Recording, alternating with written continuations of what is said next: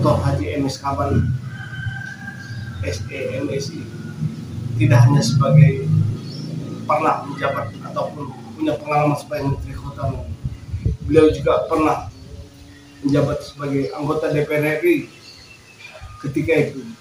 Tentu banyak kontribusi yang diberikan oleh beliau kepada masyarakat negeri ini. Bagaimana Bang Kaban, pengalaman Abang atau rekam jejak Abang sebagai anggota DPR RI, Bang? Ya, jadi saya dipilih anggota DPR RI Sumatera Barat tahun 99 2004. Itu periodenya ada Habibie sebentar, terus Gus Dur, terus Mbak Mega. Nah, saya penuh itu 5 tahun. 5 tahun itu saya di Komisi 9 sekaligus di Panitia Anggaran DPR RI. Jadi kita membahas tentang masalah bagaimana implementasi dana alokasi umum ya, yang harus dipercepat. Ya, waktu itu orang PDI sangat concern. Saya ingat itu dulu Bang Mendiang Agerson Marley Sialuhur. Ya, dia juga, dia itu orang yang ngelotok lah di panitia anggaran itu. Nah, jadi saya banyak belajar dari gaya Bang Agerson ya, dari PDIP, juga teman-teman yang lain. Ya, sudah tentu karena saya sebagai anggota DPR RI Sumatera Barat, dia selalu berkomunikasi dengan bupati-bupati, dengan gubernur, dan enaknya Sumatera Barat itu kompak. Kompaknya apa? Walaupun kita ini anggota DPR RI-nya berbeda-beda partai, tapi itu kompak, ya, akrab lah gitu. Bahkan saling info, ya, dan saling merekomendasi. Itu yang aku rasakan. Ya kan? Jadi ada program-program apa yang perlu disuarakan di panitia anggaran, nah itu teman-teman DPR RI dan Sumatera Barat itu, Bang jangan lupa, ya itu daerah kita perlu disuarakan, perlu di backup. Aja kita menyuarakan itu, menjaga bagaimana kepentingan Sumatera Barat. Apalagi waktu itu dengan gubernur juga kita enak. Jadi ada suasana yang menurut saya Sumatera Barat itu khas. Kita berbeda-beda partai, tapi untuk kepentingan Sumatera Barat kita itu seperti apa istilahnya, satu kata, ya, satu kata. Bisa saya contohkan misalnya ketika lapangan terbang Minangkabau itu belum, ya kan, masih dalam proses. Nah, saya diminta dari komisi lain dan wakil DPR RI Sumatera Barat yang lain mendatangi, Bang kita perlu support nih bantuan ini. Nah, kita terbang sama-sama ke lokasi, melihat, dan kemudian sampai di Jakarta ada rapat dengar pendapat atau rapat kerja. Apa yang kita inikan tentang Minangkabau kita support, ya, agar itu segera selesai. Gitu. Nah, begitu juga misalnya lapangan terbang Silangit, saya lupa tuh teman dari PDIP, ya dia maupun Sumatera Utara, dia juga di panitia anggaran tuh menyuarakan tuh bahwa Silangit itu harus kita pun support, gitu. Nah, sehingga satu ketika saya ingat, ya kalau saya tidak salah waktu itu periodenya udah Mbak Mega, ya. Jadi Gus Dur sudah digantikan oleh Mbak Mega. Jadi waktu zaman Mbak Mega presiden, nah seingat saya ya kalau saya tidak salah waktu itu kepala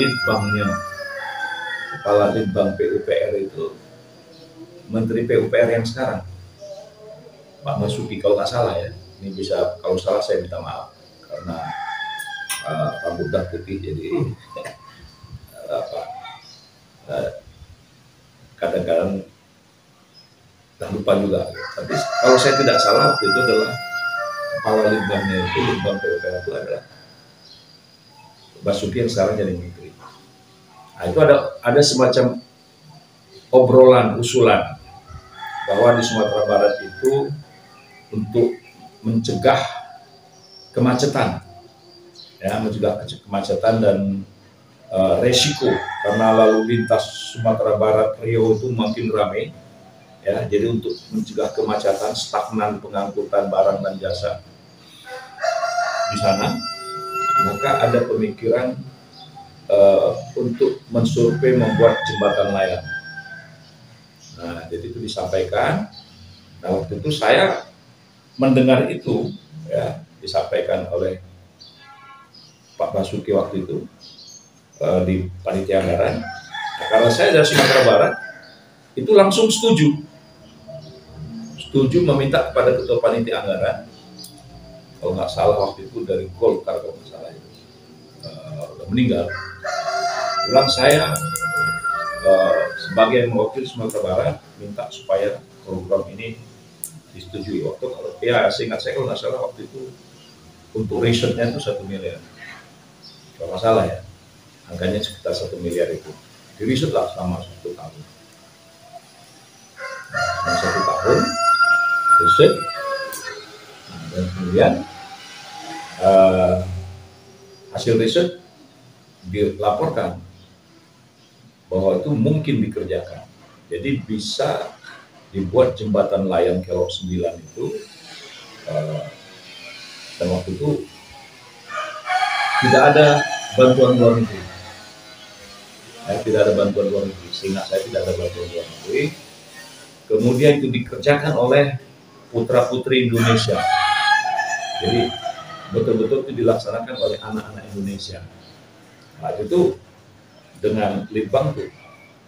Nah, kemudian berapa biayanya? Waktu itu saya itu sudah menjelang akhir Mbak Mega masuk ke periode SBY yang masuk. Jadi ini kita sepakati. Nah, waktu itu disepakati langsung tok.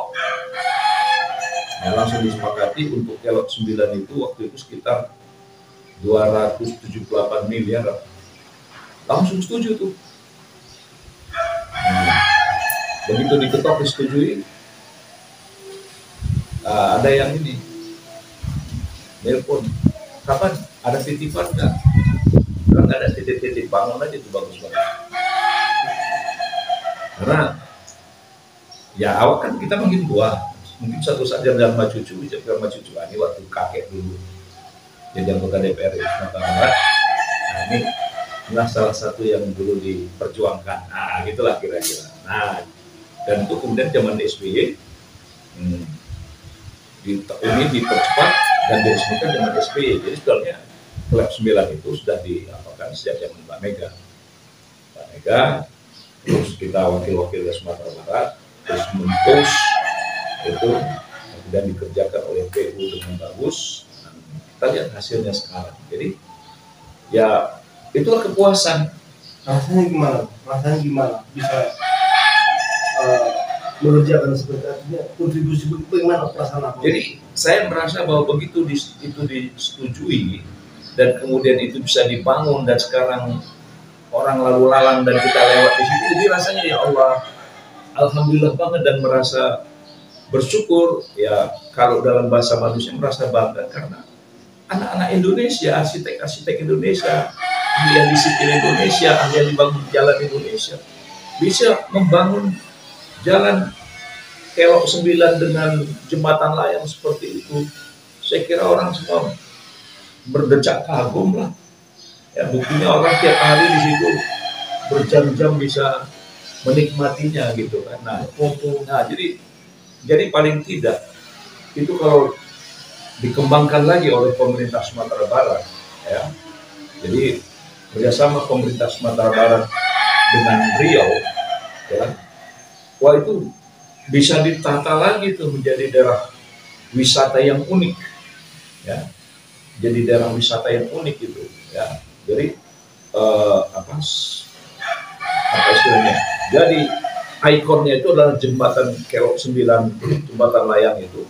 Tapi pemandangan yang ada di sekitar itu bisa di-create menjadi wilayah wisata baru, ya. Jadi orang tidak harus numpuk ke Bukit Tinggi, ya, tapi orang bisa wah, kalau saya itu gubernur dan pemerintah Riau bisa kerjasama itu menjadi daerah potensi wisata baru yang jembatan itu jadi lebih terpelihara, lebih indah, lebih bersih. Nanti ada dampak-dampak ekonomi. Nah itu kalau saya merasa bersyukur pada Allah berkesempatan ikut mendorong terwujudnya jembatan itu. Nah jadi saya merasa terima kasih juga dengan teman DPR RI Sumatera Barat yang waktu itu kita kompak banget, ya kan, untuk sama-sama memperjuangkan itu. Itulah. Berarti masih zaman Irwansyah masih ada itu nih. Kenapa? Irwansyah masih ada zaman itu ya.